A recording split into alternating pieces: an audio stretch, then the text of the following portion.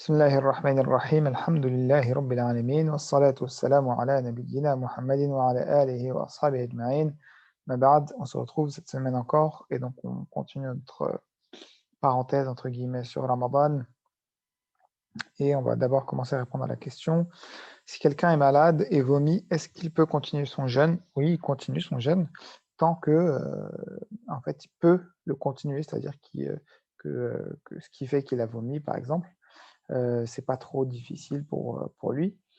Et ce qu'on dit en général, c'est que pour savoir si on continue à jeûner ou pas quand on est malade, on demande à un médecin musulman. Donc il y a deux choses, médecin et musulman, parce que le médecin, il va savoir la pathologie, son importance, ses séquelles ou éventuelles séquelles ou conséquences, et musulman parce que il va connaître l'importance du jeûne en islam. Et donc, il va justement avoir le bon équilibre et pas, par exemple, dire qu'il ne faut pas jeûner alors qu'en réalité, il y aurait encore une possibilité de jeûner ou l'opposé. Si quelqu'un n'est pas médecin, il va dire ah, bah, c'est bon, c'est rien du tout, alors qu'en fait, c'est quelque chose de grave. Donc, c'est deux conditions importantes. Mais si vous n'avez pas de passé médical, des choses comme ça, et qu'il y a pas de conséquences graves et immédiates, vous continuez à jeûner et puis vous allez voir un médecin qui vous confirmera si c'est quelque chose de bénin, comme on dit, ou si c'est quelque chose de grave. Et donc on rattrape, on continue, donc il n'y a pas besoin de rattraper, même si on a vomi, même si quelque chose est sorti de notre bouche, parce qu'on n'a pas fait exprès. C'est important ça. C'est si on fait exprès de se faire vomir. D'accord? Et ça va arriver. Vous allez me dire quand est-ce qu'on va faire exprès de se faire vomir? Ben justement quand on est malade. Quand on est malade et qu'on a tellement mal au ventre qu'on veut se faire vomir, par exemple, parce qu'on a une intoxication alimentaire, qu'on a mangé quelque chose qui était peut-être périmé ou qu'on ne s'est pas rendu compte qu'il était périmé, mais après on s'est rendu compte que il était périmé et du coup on veut se faire vomir. Et bien là, si on se fait vomir, là il faudra rattraper le jeûne. D'accord? On continue de jeûner une fois qu'on s'est fait vomir, si jamais, eh ben, on n'a plus mal, mais on devra rattraper et c'est le même cas que la personne qui a mangé ou bu sans faire exprès ou bien qui avait oublié. Et dans ce cas-là, eh bien, elle continue à jeûner, mais elle doit rattraper, elle aura les 2 doubles récompenses, incha'Allah. Donc voilà pour cette question introductive et on va continuer donc, on va voir aujourd'hui un rappel important sur, la demande de pardon. Le prophète alayhi salatu wassalam, il nous a décrit Ramadan et il nous l'a partagé en 3 parties. La première partie, c'est la partie qu'il a décrite comme, celle de la miséricorde, ar-rahma. Et Allah azza wa jalla est toujours miséricordieux, mais il peut l'être plus et notamment pendant le Ramadan où les portes du paradis sont ouvertes, les portes de l'enfer sont fermées. Allah azza wa jalla a fait attacher les diables et bien cette première partie est passée de Ramadan, mais bien sûr les portes du paradis etc., sont toujours ouvertes et Allah est toujours miséricordieux parce qu'il a écrit au-dessus de son trône Ar-Rahman, Rahmati wasi'at ghadabi, la miséricorde d'Allah a dépassé sa colère. Ce qui fait qu'Allah il peut nous donner quelque chose qu'on ne mérite pas, mais il ne pourra jamais nous enlever quelque chose qu'on mérite, ou bien nous punir injustement. D'accord?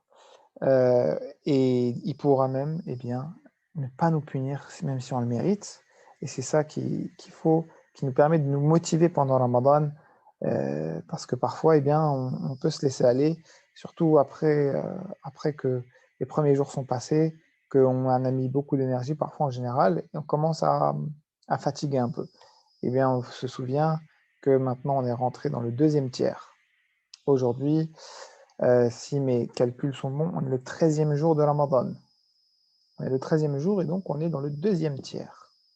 Du 11e au 20e jour, c'est le deuxième tiers et le tiers du pardon, de la demande de pardon. Al-maghfira. Le prophète il nous a dit alayhi salatu wassalam, wa wasatuhu maghfira. Et son deuxième tiers, son milieu, c'est le pardon. Et ce pardon-là, Allah Azza wa Jalla, il l'accorde sans compter. comme on le reverra tout à l'heure.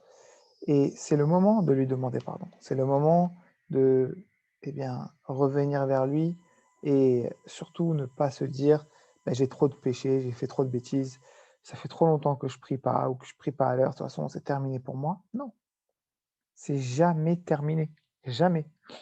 Et au contraire, le fait de demander pardon, c'est ça qui va te permettre de te rapprocher d'Allah. On en avait parlé pour la prière. Il y en a qui disent je ne vais pas me mettre à prier tant que ben, je ne raterai pas les péchés. C'est pas logique. Tu as déjà entendu quelqu'un qui te dit je me doucherai pas tant que je ne serai pas propre. Tu te douches justement pour être propre. Tu fais la prière justement pour te faire pardonner. Et pareil, tu demandes pardon pour te faire pardonner. C'est pas quand tu n'as plus de péché que tu demandes pardon. Tu demandes pardon quand tu as tes péchés, quand on a moins, quand on a plus, tu demandes tout le temps pardon. Et le prophète nous a dit qu'il y avait une baraka, une bénédiction extraordinaire à demander pardon à Allah. En faisant ce qu'on appelle l'istighfar, en disant astaghfirullah. C'est quoi la baraka? C'est quoi cette bénédiction? C'est quoi ce bienfait?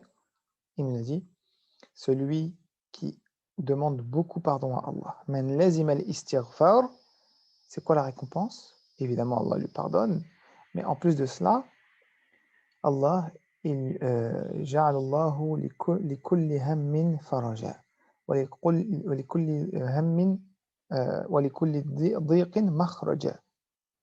Pour chaque difficulté qu'il a, Allah lui trouvera une solution. Pour chaque ennui qu'il a, Allah lui facilitera. Et enfin, وَرَزَقَهُ اللَّهُ مِنْ حَيْثُ لَا يَحْتَسِبُ. Et Allah lui donnera ce dont il a besoin, tout ce qu'il veut, mais surtout d'une manière qu'il ne s'y attendait pas. D'une manière dont il ne s'attendait pas, qu'il ne calculait pas. Parfois, des gens vont vous offrir des cadeaux. Parfois, vous ne saviez pas que quelque chose vous était dû et on vous rend ce qu'on vous doit, etc. Donc tout ça, c'est des choses qui font que Allah il vous le donne quand vous lui demandez pardon. Et aussi, demander pardon, eh bien, ça nous permet à chaque fois de nous questionner sur nos actions. D'accord? C'est important de se remettre en question, de se dire, est-ce que ce que je suis en train de faire dans ma vie, c'est bien, c'est pas bien, c'est moins bien, surtout en termes de bonnes et de mauvaises actions, et bien sûr aussi de manière générale, pas forcément que dans les péchés, mais aussi dans le but de sa vie. Dans le but de sa vie. Même si on fait des péchés, on demande pardon, c'est très très important. Même si un péché, vous le faites depuis longtemps, parce que c'est Allah qui va vous le pardonner, qui va vous aider à l'arrêter. Mais si on ne demande pas pardon, on ne peut pas se rendre compte. Et c'est ce qu'on disait, du coup, on doit se remettre en question. Et demander pardon, ça aide à se remettre en question. Puisque du coup, eh bien, on ne part pas du principe que tout ce qu'on fait, c'est bien. Si on demande pardon, c'est que on sait qu'il y a toujours des choses à corriger. D'accord? Et on va demander conseil plus facilement. Et on ne va pas tomber dans quelque chose de gravissime qui est l'orgueil. C'est-à-dire penser qu'on n'a plus besoin de rien, pas besoin de demander pardon, on est bien comme on est. Non, non, non, non. Ça, c'est le péché qui a fait sortir Iblis du paradis et qui va l'entraîner en enfer jusqu'à la fin, sans fin en fait. D'accord? Et le prophète nous dit que celui qui a un atome d'orgueil dans son cœur, il ne rentrera pas au paradis. Donc on a besoin d'Allah, on a besoin de son pardon, on a besoin de sa miséricorde, et sa miséricorde est encore là malgré que bien sûr on n'est plus dans le début dans le tiers de la miséricorde, mais on aura toujours besoin de sa miséricorde et de son pardon. Et un jour, en tout cas au jour dernier, un homme va entrer au paradis.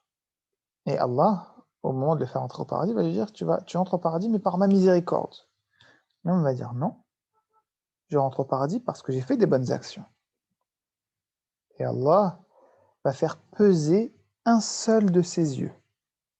Le peser sur la balance du jour dernier, qui ne pèse pas en grammes ou en litres, ou ne mesure pas les volumes en litres, ou ce que vous voulez. Elle pèse l'équivalent en bonne action. Et donc là, juste son œil en termes de bonne action, il était plus lourd que toutes les bonnes actions qu'il a fait. Ça veut dire quoi, plus lourd en bonne action? Ça veut dire que si il devait rembourser le coût de l'œil qu'Allah lui a donné, toutes les bonnes actions qu'il a fait, eh bien, n'aurait pas suffi. Alors imaginez ses deux yeux, son cerveau, son cœur, le fait qu'il soit juste musulman. Ça vient de la miséricorde d'Allah. Vous allez me dire, mais dans ce cas-là, ça sert à quoi que je fasse des bonnes actions si je rentre au paradis que par la miséricorde d'Allah? Eh bien, c'est très important ce que je vais dire. Vos bonnes actions, c'est pour obtenir la miséricorde d'Allah. Et c'est la miséricorde d'Allah qui nous fait entrer au paradis. D'accord? On ne rentre pas au paradis grâce à nos bonnes actions. On achète le paradis de manière indirecte, en, en cherchant la miséricorde d'Allah. D'accord? Et ça ne vient pas du hasard, je ne le dis pas comme ça. Allah Azza wa Jal, il dit Innama yataqabbal Allahu min al-muhsinin. Allah accepte ceux qui font les bonnes actions. D'accord? Pardon, qui sont bienfaisants. Mais après, dans un autre verset, Allah il nous dit quoi? Il nous dit Wa rahmatullahi qaribun min al-muhsinin. Et la miséricorde d'Allah est proche des bienfaisants qui font les bonnes actions. Et donc, eh bien, comme on a dit, le paradis est grâce à la miséricorde d'Allah. Et donc, on vient de voir que la miséricorde d'Allah est obtenue en étant bienfaisant, c'est-à-dire en faisant des bonnes actions. C'est hyper important le raisonnement que je viens de vous dire, parce que ça fait sortir justement du kibriya, de se dire « Ah ben c'est bon, j'ai suffisamment de bonnes actions, moi. » D'accord? Non, pas du tout, tu n'en auras jamais assez. Comme je viens de vous le dire dans le hadith, juste un œil, on ne pourra pas le rembourser. Donc on ne pourra jamais être satisfait de nos bonnes actions, de nos bonnes actions, mais on peut toujours espérer que nos bonnes actions, elles vont nous donner la miséricorde d'Allah pour arriver au paradis. Et justement aussi à l'opposé, on ne va pas regarder d'un œil, on va dire, orgueilleux, mais d'un œil hautain ceux qui ne font pas de bonnes actions. Parce que c'est nos frères, c'est nos sœurs. S'ils sont musulmans, c'est nos frères et sœurs en islam. S'ils sont non musulmans, c'est nos frères et sœurs d'humanité. D'accord? Eh bien, eux sont, qu'Allah les guide, sont tout simplement un peu plus éloignés que nous d'Allah. Mais on ne doit pas les regarder d'un œil hautain parce qu'au final, on se rend compte que malgré le fait que même si on prie, on est musulman, on jeûne et tout, eh bien en fait, c'est pas ça qui nous donne le paradis directement, c'est la miséricorde d'Allah. Et qu'il n'y a pas beaucoup d'écart entre nous et en réalité quelqu'un qui fait beaucoup de péchés ou qui n'est même pas musulman au sens de ce qu'on doit à Allah. Même si on est musulman, qu'on prie depuis qu'on est né, eh bien on n'a presque rien remboursé à Allah Azza wa Jal. Donc ça nous aide beaucoup aussi à, à ne pas se penser mieux que les autres et aussi à vouloir le bien pour ceux qui font des péchés. D'accord? Vouloir le bien pour eux parce que, eh bien, c'est Allah Azza wa Jal qui guide et ce qu'on a fait, au final, on n'a pas à penser que eh bien, c'est quelque chose d'exceptionnel.